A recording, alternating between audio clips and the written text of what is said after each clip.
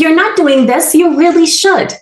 When you are part of a mastermind group, it can help you grow your business. And in today's session, Liz Scully is going to tell us all about exactly how that works and how it can work for your business to be part of a mastermind group. Now, Liz Scully is the founder of Rethink Central, and she spent 20 years working on big Hollywood films, and she's won an Emmy, and her work is multi-Oscar nominated.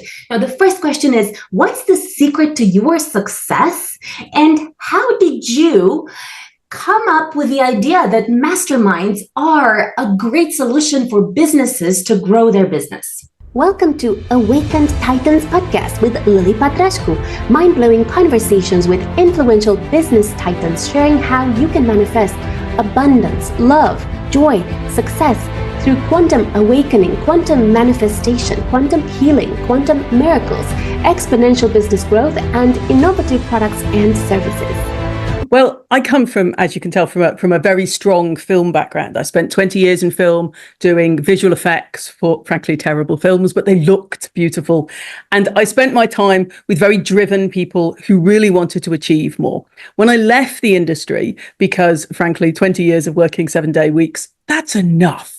But I was still used to working really hard and working collaboratively.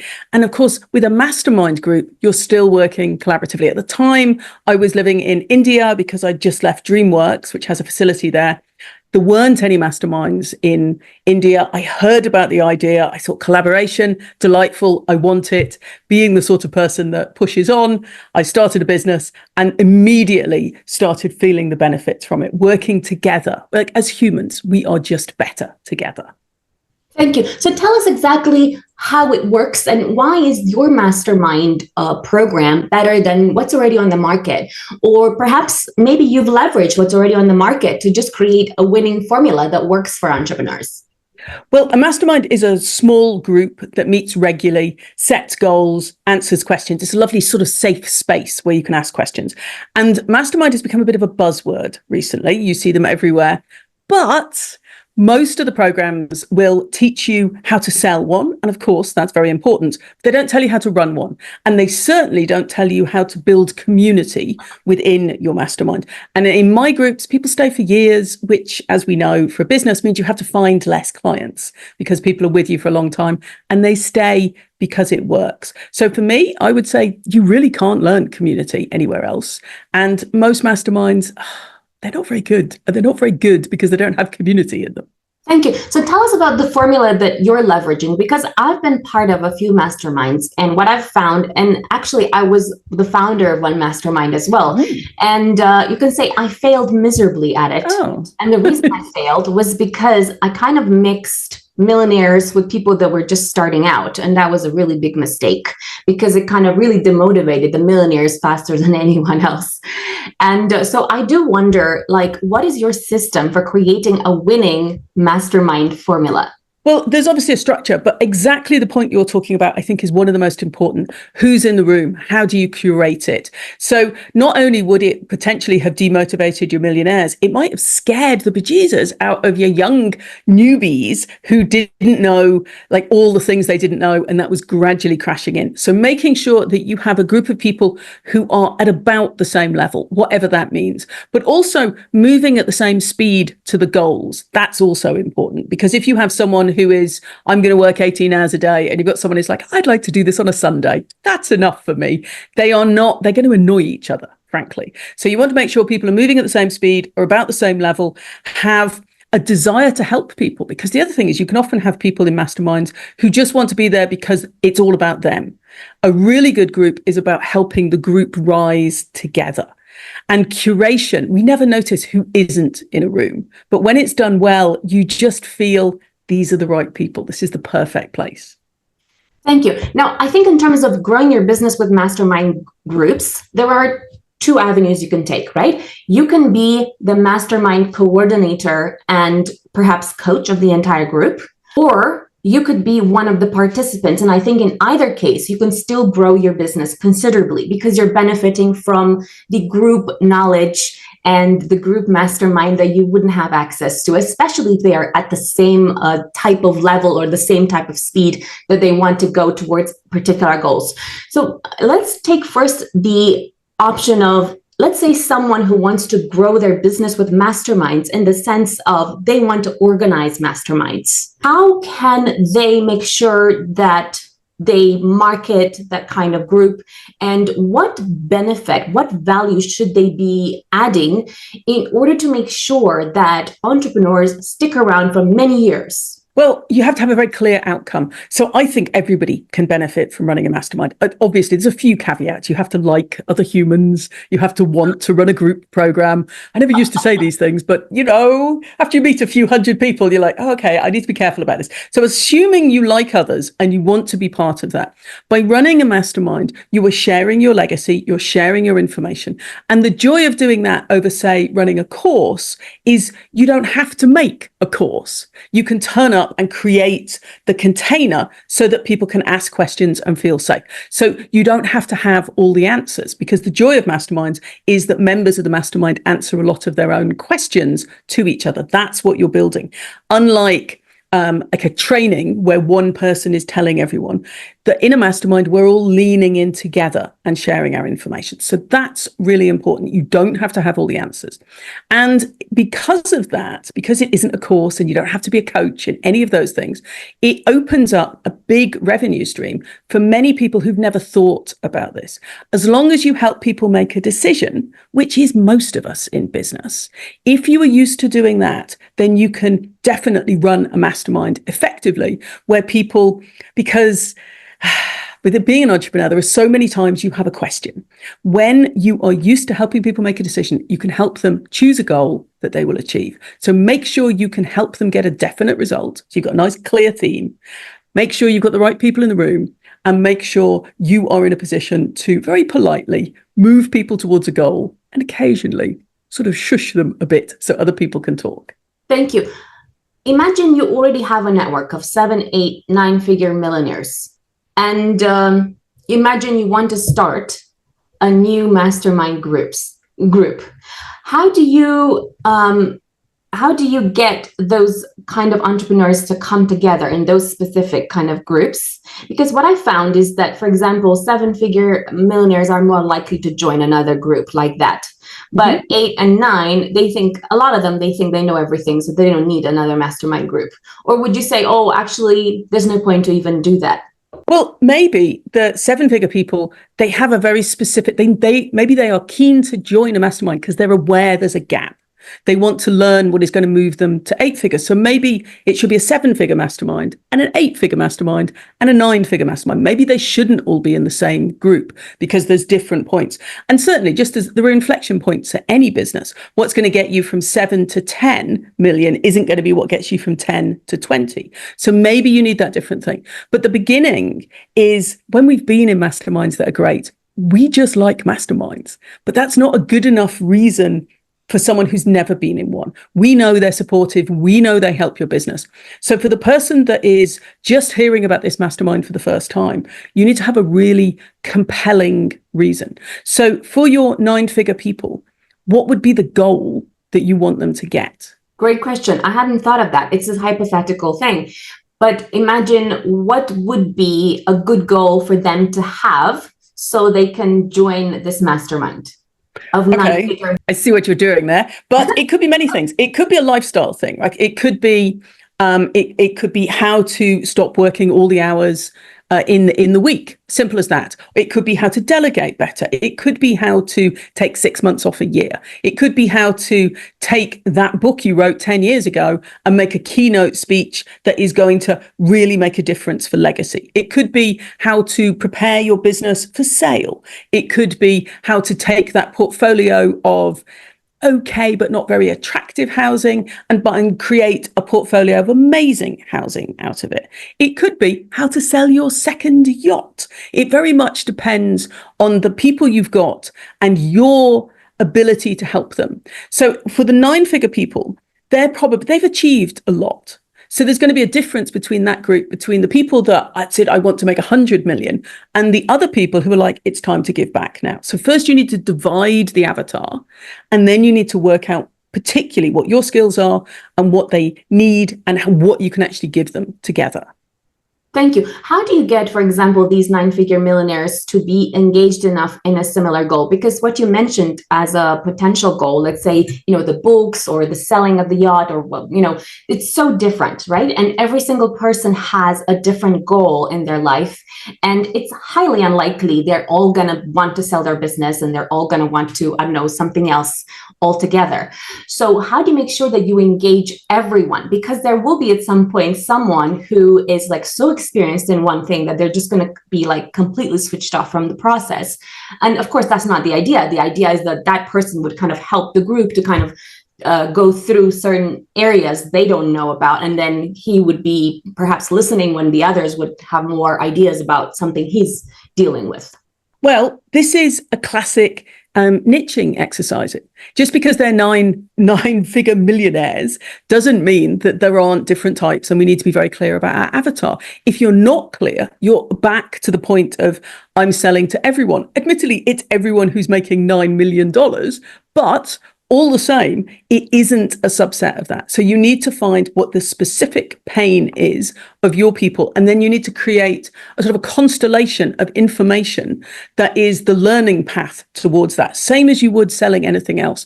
I think for a lot of people, it feels so dazzling. I have this avatar, I have access to these people with lots of cash. You need to refine it as you would if you were selling a $5,000 mastermind.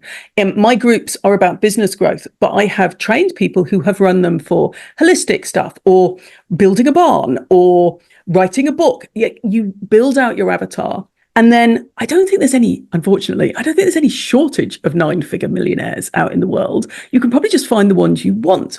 And actually, I say unfortunately, but isn't it kind of nice that there's that many millionaires out there in the world? We just need to find the ones that resonate with what we can do and how we can help them. And I think that's the key. That's the key to any business. Niche down. Wow, that is so fascinating. What about pricing? What is a good way to find the right pricing that will appeal to the right target market? Because I think, of course, if you have a very, people that are, let's say, starting to reach their first 6 figures, then you have to go for something much lower than you would for another target market. So I wonder, how do you establish the right pricing for the right target market in terms of growing your business with masterminds? Definitely. So I think that there is a very big difference between the sort of support you're giving. Oddly, for people that are lower down the financial level, they probably need more support. So although it's going to be a lower price, it's going to take more of your time. When people are very busy all the time, they're not going to want the sort of masterminds I often run online every other week, online, couple of hours. A 9-figure millionaire is not going to want to sit on Zoom twice a month. But what they might want is a beautiful mastermind retreat 1 or 2 times a year, where 10 or 15 people arrive. Sure, it costs 20 grand or 40 grand, but the outcome is really clear. And then you would hire you'd buy out a whole hotel for the weekend, you'd get a beautiful Airbnb, and you would build an experience that makes it worth their while to clear like a whole 3 or 4 days. But you are right. I think for those really high-end business people, if you charge something paltry, say 10 grand, they're not going to be interested. What's wrong with it? Why is it in this horrible hotel? Whereas if you know that that's who you want to attract, you're almost going to have to price yourself into it. But I still think that the key is, what is the transformation you're offering them? If you're offering to fix their marriage, then that's worth 40 or 50 grand. If you can do that in a week, obviously you are probably something of a miracle worker if you can do that in a weekend. But if you could, who wouldn't pay 50 or 60 grand for that if they have the money? Compared to the cost of a divorce, let's be very practical, a weekend that costs a fortune but fixes the marriage, superbly useful. And of course, it helps your happiness, helps your kids, even helps your little pet rabbit, whatever it is. So I think you need to be clear on the outcome, consider your audience, and then begin to look at the pricing. Thank you. What's the best way to find the problems that entrepreneurs you want to help have? Well, again, this is my strategy hat on. You ask them. It's pretty simple. And it's what we call basic avatar research. Now, obviously, if they are the sort of people that have large groups, so if they were authors that want to write a book, they are in Facebook groups or LinkedIn groups talking about that. I'm not sure where 9-figure millionaires hang out. Maybe you go down the yacht club and see, or actually maybe trade shows or art shows. Find out what those people are spending their money on. What are they complaining about? Get into the bars afterwards, stand around in the lovely hotels and both overhear things, because that can be helpful, but also get into conversation with people. What's bothering you right now? What are you happy about? No human, sadly, is happy all the time. We've all got niggles. Find out what they are. You're going to have to ask. Simple as that. Thank you. How do you establish that the pricing is actually at the right level, so much so that it's just perfect for that particular target market? Well, again, you need to be very clear about what your transformation is. If you're saving a marriage, say, or you're halving the cost of that yacht it's just cluttering up their gangplank the same way. Work out what that costs to them. Work out how much work and effort it is. Make sure that you can build a framework that will achieve that. And then look at what it's going to cost you and what they're going to consider. And then, again, I'm sorry to be so basic about it. Then you start testing by asking people. And when you do it in person or even on Zoom, you want to be able to look at people and say, this is the pricing I'm thinking of. Now, the key is if you say, do you think people would pay $20,000 for this? Now, we all assume that other people are some kind of special kind of idiot that would do that kind of thing. So that's not the question to ask. You have to ask, this is what I'm offering. Would you personally pay $20,000 for it? And if they go a little green, they go, no, of course not. Okay, well, what would you pay? I'm not selling it to you now, but what would you pay? If, on the other hand, their eyes light up, they're like, only 20,000, then you think, oh, maybe it should be a little more expensive. But it really is only by asking people. And it's that key, because I made this mistake right at the beginning of my business. I asked people, what would you think people would pay for this? And they all said yes. And they were wrong. But now I know. And that's the key. Would you personally pay for it? Would you put money on the line? Thank you. So do you currently have multiple mastermind groups, or do you have one mastermind group that you focus on? And how many people does that mastermind group have? So my masterminds are online. They are not at the $9 million level. They are for people who want to go from 100 grand to 300 grand, that kind of level, coaches, designers, copywriters, those sorts of people who are used to being online. And they are 4 to 6 people. I like to have very small groups so that everybody gets a key, like a spotlight. They get to ask a hot seat question every single time. And for my people, I normally run 2 or 3 groups at any one time, but I have run up to 13 at the same time. That was awful. Don't do that. That was far too many. I didn't know if I was coming or going, but somewhere between 2 and 4, anyone can run. And if they are, say, 10 grand each, and you have 8 or 12 people there, that is a really nice extra stream of income that is not going to take very much of your time. And it's filled gradually. The mastermind grows together if it's run well, and you end up with a room full of your sort of greatest fans, really. It's delightful. Thank you. So what's the biggest benefit that is being promised to these people? Is it 6-figure mastermind, grow your business, or is there a particular outcome they're hoping to achieve there? Yes, definitely. So for my people, what I offer them is grow your business without destroying yourself effectively. Most entrepreneurs I know either have had or are recovering from burnout. So I'm looking at ways to stack all of the parts of their business so that they can achieve more while working less. I have chronic fatigue myself, and I wouldn't wish it on anybody else in the world. So I look at ways that we can make things as efficient as possible. So people come in to make more money, but also work less as they do it. It's a really simple promise. And I do that. And I suggest everybody does this for their mastermind, is we start with a plan and a strategy session, a coaching session where we work out exactly what you're going to achieve over the next year or 6 months or 3 months, however long your mastermind is. And then we work through that plan as we go through the mastermind with the group supporting each other.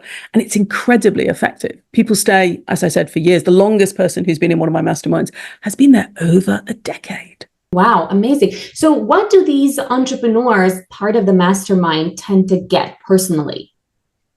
Well, their businesses grow.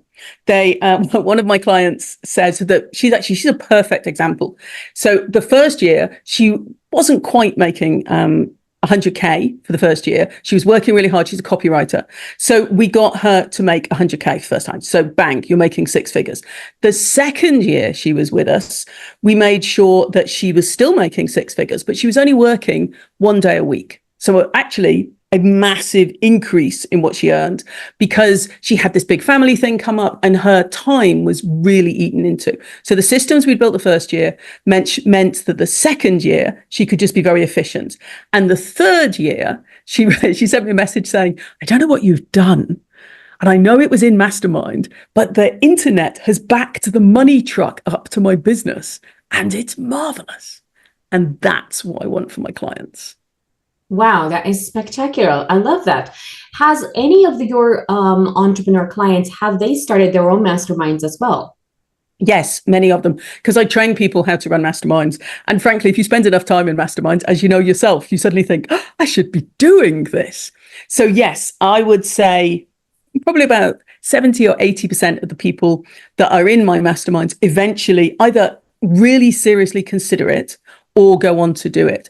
And most of them then run 1 or 2 masterminds ongoing in the background, which can be an extra 60, 80, 100 grand a year. So it's a really nice little extra boost. And if you're already working with clients, particularly in a coaching capacity, then it's very easy to take people that have left, who've finished their one-to-one work, or maybe they can't afford or they don't want to work one-to-one. You stick them in a mastermind, they stay in your world, you're still helping them, they're still getting great results. Wow, I love that. So what's the best formula in terms of timing and of the entire mastermind? I mean, is it a 90-minute conversation? An entire 90-minute meeting, or is it a 60-minute meeting? And also, how many minutes does every person get to speak? Do you control that quite seriously, or is it a little bit flexible? No, it's not flexible at all. I have a very rigid structure, but I apply it very gently. So it feels very flowing. So I run 2-hour masterminds that meet every other week. Now, 2 hours feels like a really long time, particularly as there's only 4 people in most of my groups. But if you can't make 4 hours a month for your business, there's something very wrong there. But I've tried all sorts of timing for it. When I was starting out, I tried 60 and 90, 2.5 hours, all of those things. But 2 hours is the sweet spot. And the structure is pretty simple. So I aim that everybody gets a 25-minute hot seat. Now, a hot seat is when you get to ask your question and everybody in the group gives you input. And that's really important because it's not people that just have an answer for you. So because if they can't think of something specific for your question, they can just give you support or input, or I can't help but notice you've been working really hard right now. And that little bit of validation makes a big difference. And for me, the difference between a sort of 15 and 20-minute hot seat and a 25 to 27-minute hot seat, suddenly all the good stuff comes out, because us humans, normally the first thing we blurt out of our mouths is not the best thing out of our mind. So a little bit longer really helps. So at the top of the call, I do a little bit of behind the scenes. This is what I'm seeing in the industry, and people are paying for that and they want that, because I know new mastermind coaches tend to avoid it, but that's why they're there. So I give them a little bit of this is what I'm seeing. Then we do 25 to 27 minutes for each person. And then I'd have a tiny bit of a wrap up. And if you, instead of going for 4 people, you go for 6 people, then 3 people have the hot seats. And the other 3 people just do a very fast 10-minute check-in. This is what's happening. These are my goals. Things are going well. I need a phone call, possibly a hug, that kind of feeling. And then the next time you meet, the people who did the quick check-ins and the hot seat people swap over so that you can do it. And it's a really simple structure. But when I started, I couldn't find this mastermind structure anywhere. Everyone was like, oh, just run a mastermind. No details at all. Thank you. Do you find that 4 to 6 people is a better number than 12 people per mastermind? And also, do you find that sometimes people are absent and therefore mess up your entire structure? Well, yeah. So I think you can do 12 people if you do it in person, for sure.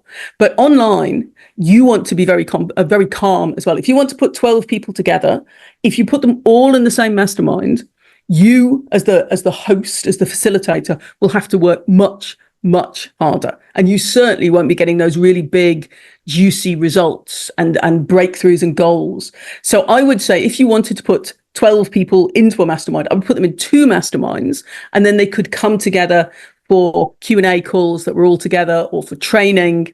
So for me, smaller is better because you get a better result. And as for how I make people show up, well, I make it very, very clear before we start that that is a requirement. I expect people to be there 80% of the time.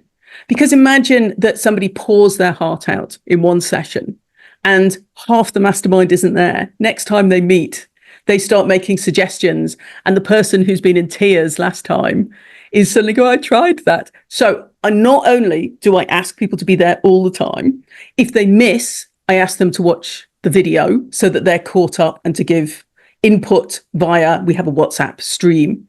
And that's all fine. And if that isn't for people, then that's okay. Masterminding isn't for them. And by being really clear about it, you have to show up. I call it the Hotel California policy. Once you've paid, there's no refunds. Once you're in, you're in. And if you don't show up, you're letting the whole team down. So I was raised Catholic, and I think it's that sort of power of guilt side of things. It can be a very positive thing. It just makes sure no one wants to be the person who's going to let everyone down. You want to be there. And some people, before they buy, I don't do high pressure sales at all for exactly this reason. If you are going to join one of my year-long masterminds, I require for you to be there almost all the time. And if that's not for you, or you're thinking, oh, I'll give it a couple of months, and if I don't like it, I'll leave, this isn't the mastermind for you. And all my clients, obviously the people in the masterminds, they accept that and they go for it. And they all talk about how that is really helpful. They turn up for each other as much as themselves. And I really do think that this is one of those things that it sounds a bit draconian, but actually it's one of the keys to the mastermind working really well. Thank you. Do you find that sometimes people are on holiday and you end up with 2 people instead of 4 to 6, which really messes up the entire structure? And also, do you ever get guest speakers to make up for that fault in numbers?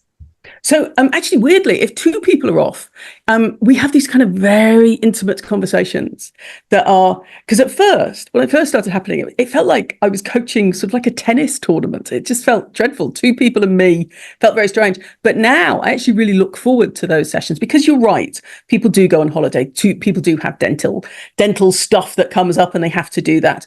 And that's why I ask for 80%, not 100%, because I don't think that's possible, really.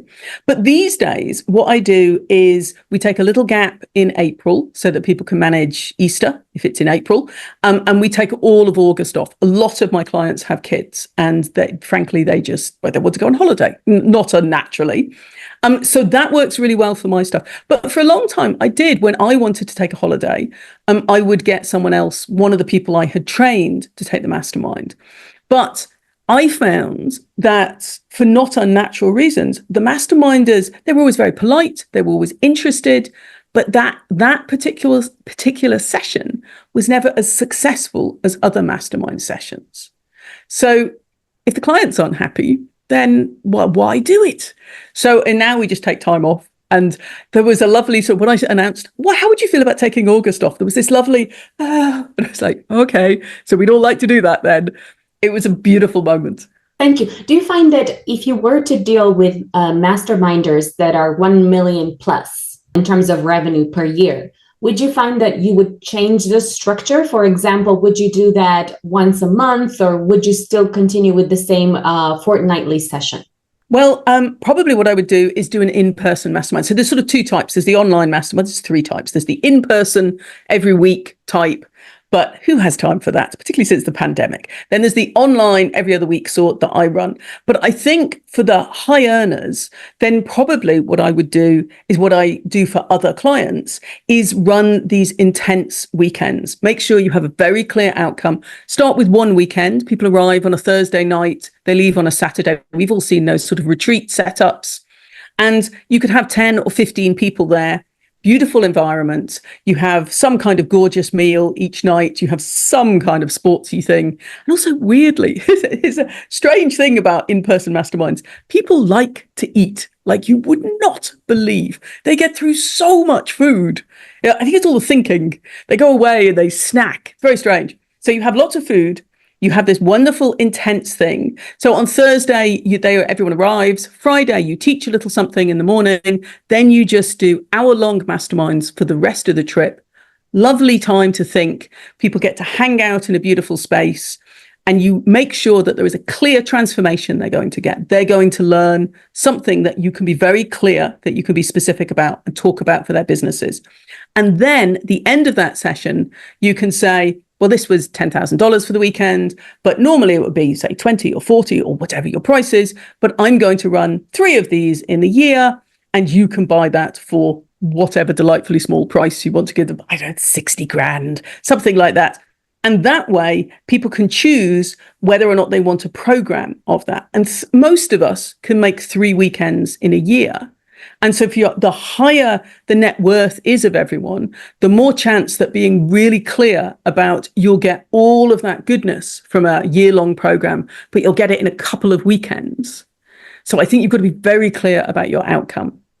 Thank you. Do you find then that the high net worths are a lot less likely to come to a mastermind that happens every week or every month? Yes. Yes, basically, because the more cash they've got, the more chance they are that they'll be skiing somewhere or on their yacht or just away a lot. That said, after you've run your weekend, your deep dive weekend, you can have, in fact, you should have a follow-up. And that follow-up could be a Q&A call. Now, only about half of the people will turn up for that because you could otherwise do it as a little one-to-one coaching beforehand. But I think the chances of getting people who are running really busy businesses continually and have a lot of clients and a lot of staff in particular, maybe lots of different locations across the world, then getting them all into one place is going to be really tricky. Follow us for more interviews with world's most influential business titans, providing you with the insights to awaken to your full potential so you can get paid to be yourself, find true happiness, and manifest anything you desire.